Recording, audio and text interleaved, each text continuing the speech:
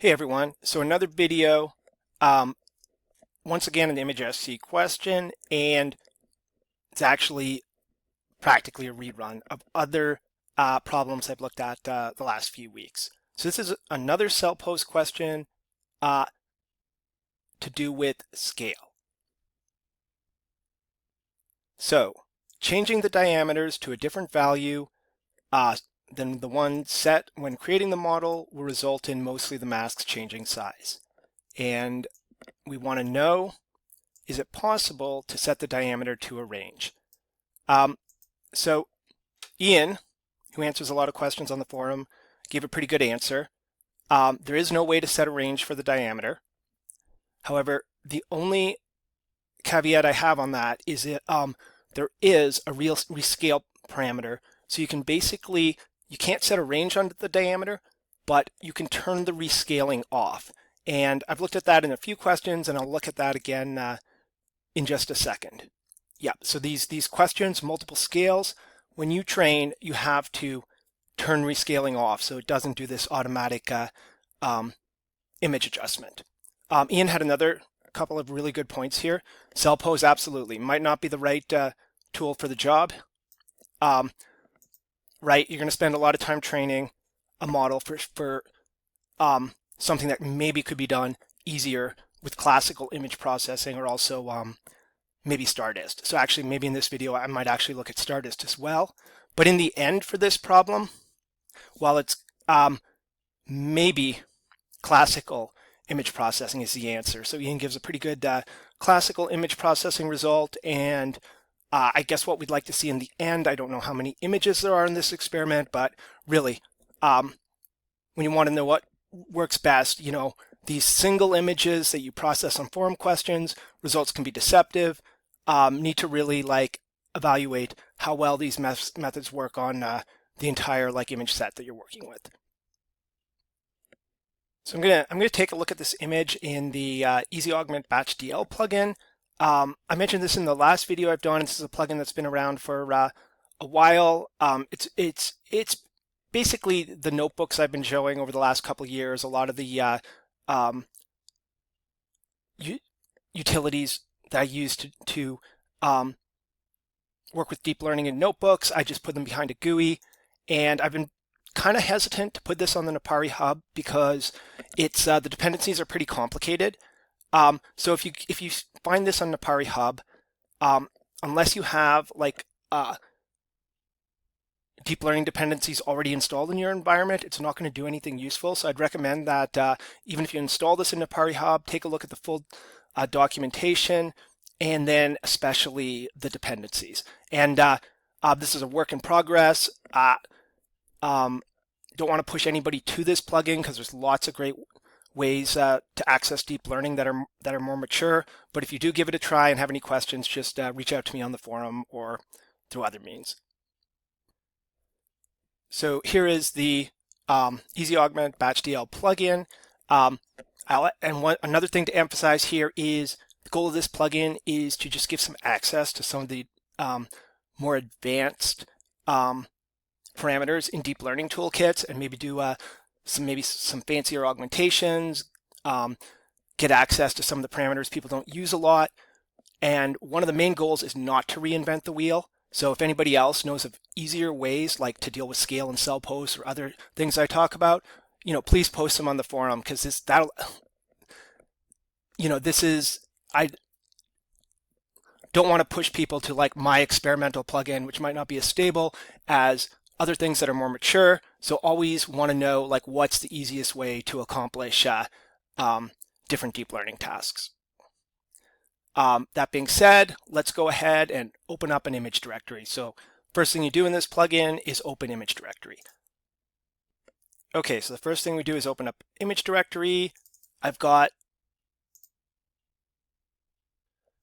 So you can see here, I put the image I'm going to be working with in the image directory. So if you're working with a series, and again, as I mentioned before, that's the real thing you want to do eventually, work with a series of images, not just one. You can put all your images in this directory, and Napari will treat them as a series.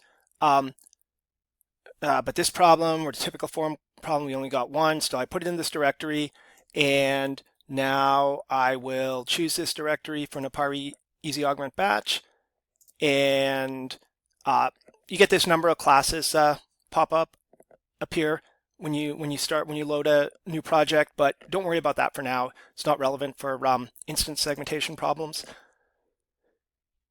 And we get Napari-Easy-Augment-Batch up with the plugin GUI on the right and layers, various layers we're going to be using on the left. And again, if we go back to Napari Hub, you see, again, link to the full documentation. So if you want to know what all the layers are doing, there's like an overview section that gives a description here of what each of these layers are for. So this documentation, I'll be honest, it's actually partly AI generated.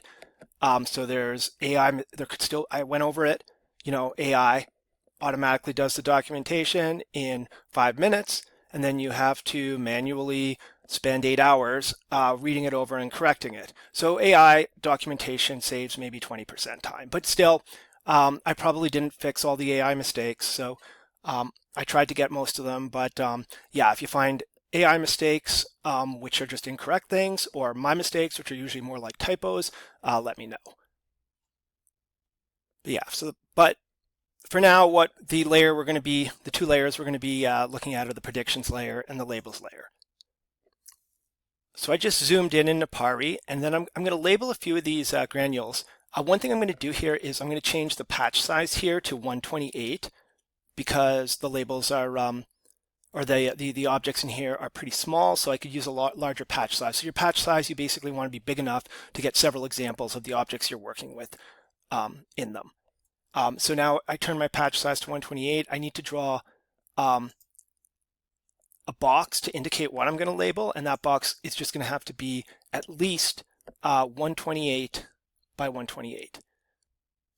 So in the bottom left, Napari will tell you what location you're at, and then we draw a box here, and we just want to make sure it's, yeah, this one looks like it's 128 by 128.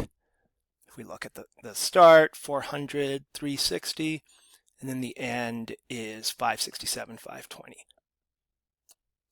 So we have a label box, and now we want to do labels. So we go to this labels layer, and if you've done Napari labeling before, we have this paintbrush, and we can change like the brush size here, and start to make our labels. And as usual, I'll do a couple here, but I will turn video off while I'm completing these labels.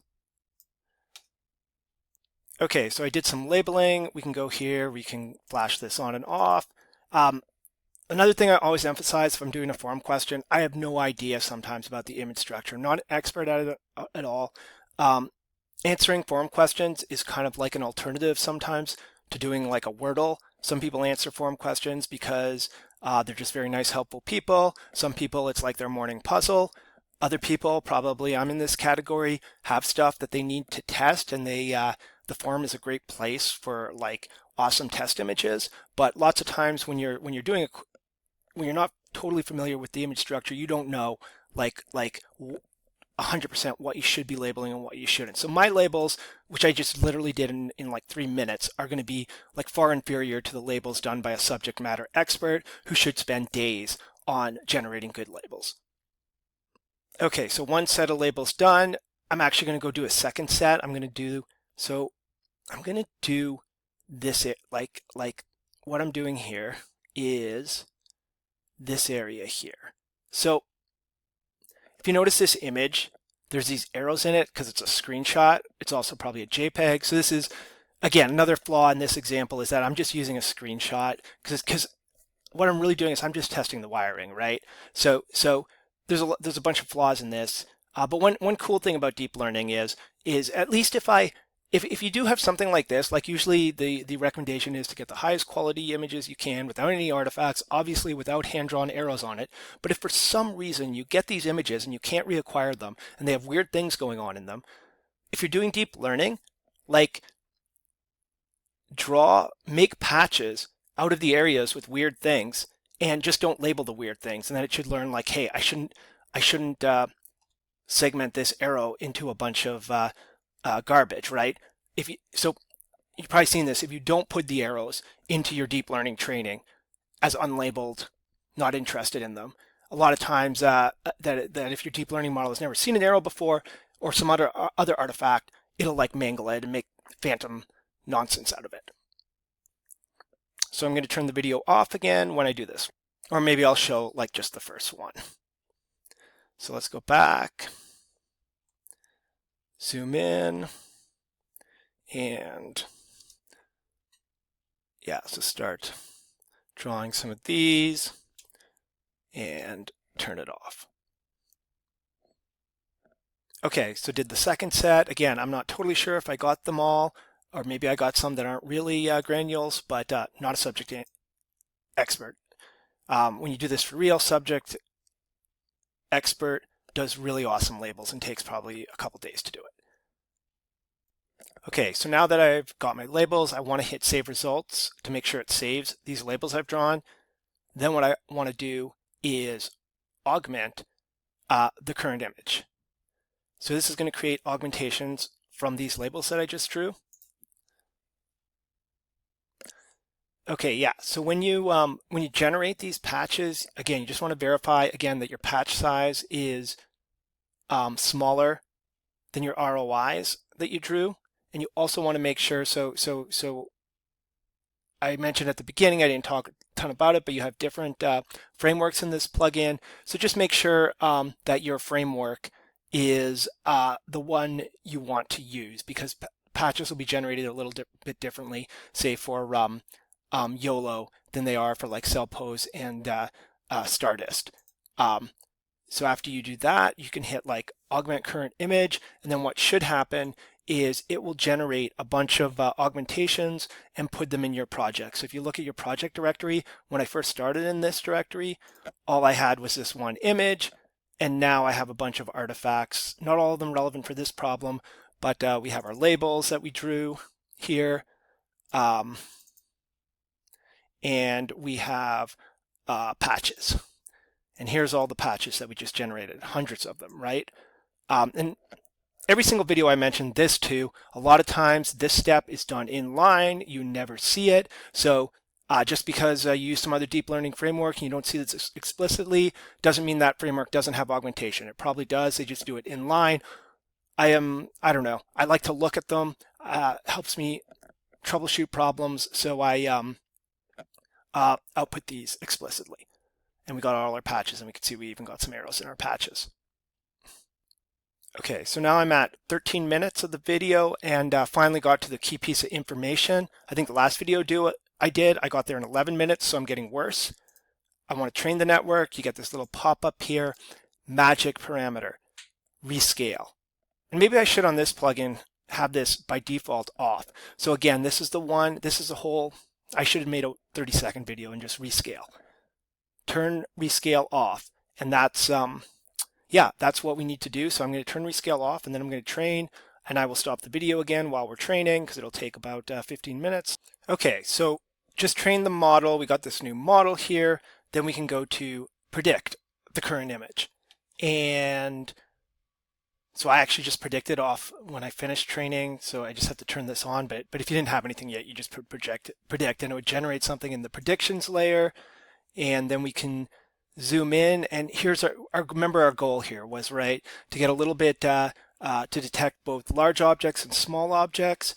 And in Napari, we can flash a layer on and off, so we could take a look at our predictions. And it looks like, you know, this one here is a little bigger. Here's some smaller ones. So again, not a subject domain expert, but hopefully by turning the rescaling off when training, we got a model that is a little more robust to detecting things at slightly different sizes. Okay, that is it for this video.